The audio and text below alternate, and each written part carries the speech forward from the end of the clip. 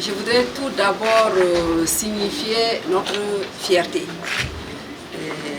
Parce que cette journée, qui est le lancement de la commercialisation du pain Faso d'Anfani labellisé, est une fierté pour son Excellence le Président du Faso, parce que cela est conforme à son programme présidentiel.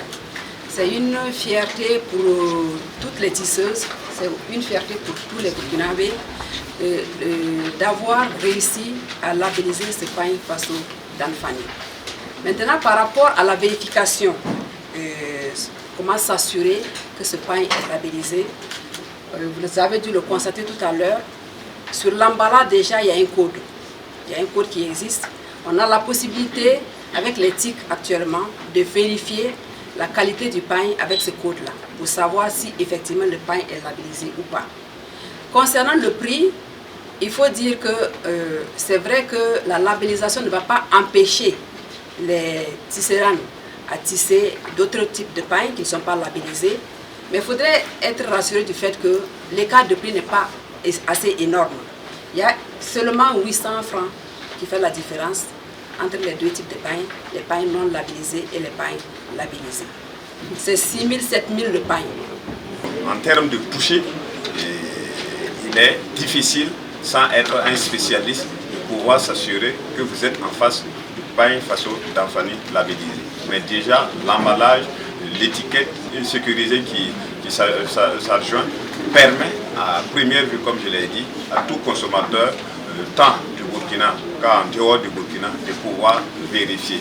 Pour les aspects de teinture, de tissage, c'est beaucoup plus des questions d'ordre plus technique que le citoyen lambda ne pourra pas pouvoir le faire. Nous sommes conscients que les risques de copie sont là, et raison pour laquelle les mécanismes adaptés ont été mis en place avec un contrôle qui sera se faire de manière régulière sur le marché, non seulement auprès des structures agréées, mais également auprès de tout autre acteur se disant être titulaire d'un agrément pour commercialiser le pain Faso d'Anfani labellisé. Une équipe pluridisciplinaire s'est déportée sur les différents sites avec des entretiens, avec des prélèvements d'échantillons, et ces échantillons ont fait l'objet de tests à plusieurs niveaux, non seulement sur la manière de tisser, mais également sur la finition, la teinture.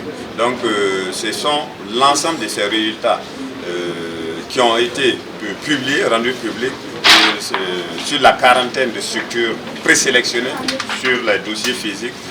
25 ont été jugés aptes.